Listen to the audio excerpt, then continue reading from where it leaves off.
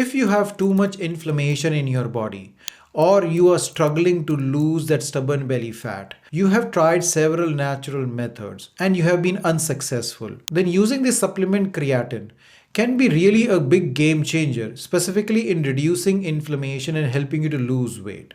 Now, here's the catch: most people who are using creatine are using it in the wrong way. So, specifically, if you want to reduce your inflammation, you have to use creatine in the right way so it can help your body in losing weight as well as reducing inflammation.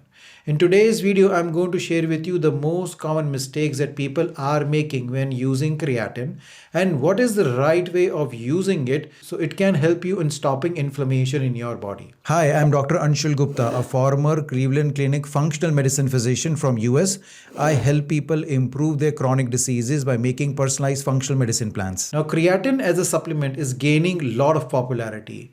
Most people associate creatine with building muscles, but new research is shocking because it is showing creatine can help in reducing inflammation in your brain. It can help you to gain more energy. At the same time, it reduces inflammation in people's body, and plus it helps in losing that stubborn belly fat which most people are having difficulty in losing. Now let me first share with you the science behind how creatine actually works in your body in reducing inflammation and losing that stubborn belly fat. So most of us know that creatine helps in building muscles. The question is that why muscle is so important for our body. So research says that as soon as you hit your 30s, your body starts losing muscle. We are losing approximately 3 to 8% of our muscle per decade. And this is only for normal people. People who are struggling from thyroid issues, who are vegan or vegetarian, or have too much inflammation in their body, plus who are not exercising on the regular basis. This muscle loss increases at an alarming rate. Now, what happens when we lose muscle? Research is very clear that people who have less amount of muscle when they hit their 50s and 60s, they have higher chances of cardiovascular diseases, higher chances of diabetes, as well as higher chances of autoimmune conditions. So clearly it has been shown in research studies that when you have less amount of muscle or you lose muscle, then inflammation levels increases in your body. You start storing more fat when the inflammation levels are high, and that fat ultimately goes to your belly area, and that is the most difficult fat to lose. So this is where creatine solves all of these problems. Now interestingly, research shows creatine not only reduces inflammation in your joints but different parts of your body.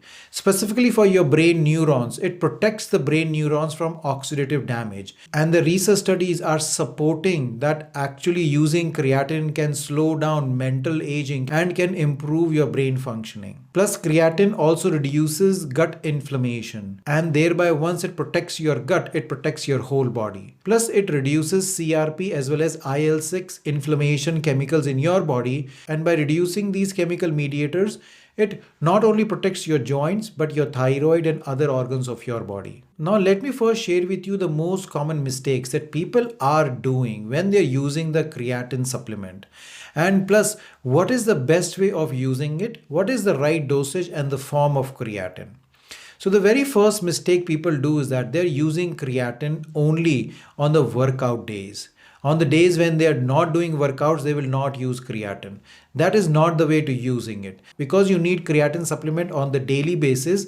So it builds up in your system and helps your body in reducing inflammation on the long-term basis. The second mistake a lot of people do is that they have seen different videos calling for loading doses of creatine. That means they are asking for heavy doses of creatine to start with and then slowly decreasing the dosage. Now the problem with loading dose of creatine is that most people will feel bloated, lot of water retention, and instead of helping with their reducing inflammation, they will feel more inflammation in the body.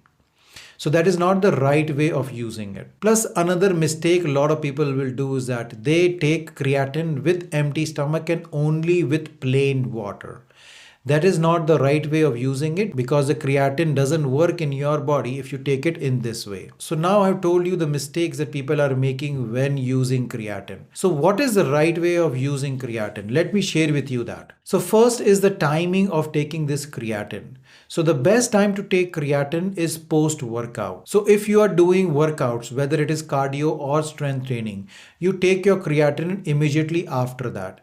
But let's say if you're not doing a regular workout or you are unable to do a workout right now, but you still want to use creatine, then yes, you can use it and you should use it. The way to use creatine is that you take it with a meal which has high amount of proteins and moderate amount of carbohydrates. The reason slight amount of dense carbohydrates are good because that raises your insulin levels slightly, and insulin helps your creatine supplement to go directly to your muscles. But because you're also using high amount of proteins, what it does is that it doesn't raise your insulin levels too high, and plus all of the amino acids from this protein can work with your creatine to build new muscles. So that's the way you use your creatine post workout and with a meal which has high amount of proteins and small amount of dense carbohydrates.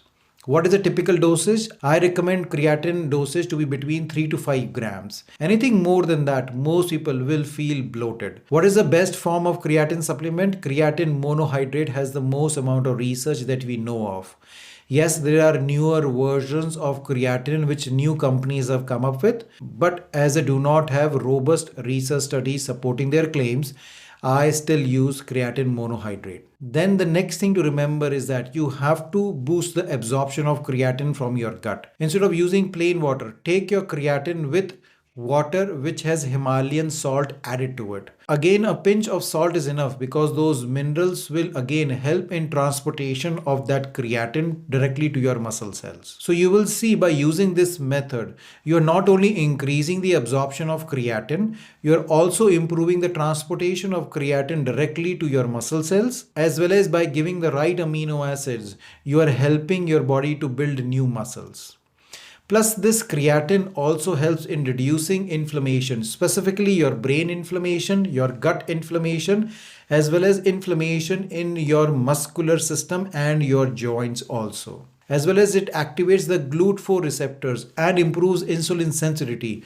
So you will see slowly and slowly that you are also losing that stubborn belly fat, which you were unable to lose before. So if you are that person who are struggling with high amount of inflammation, or you are unable to lose belly fat, you have brain fog issues, you have low energy issues, or you just want to be more healthy, then creatine is that one supplement that you should make as a part of your life because that has several health benefits and you will see a big improvement after using it. I shared with you the best way of using it and how to use it, so try it. You're not going to see a difference on day one, but consistency is a key. So use creatine supplement on the daily basis, at least for 3 to 4 weeks. So I hope you like this video and got some new insights. If you did, please like and subscribe to my channel so you keep on getting this great information in the future also.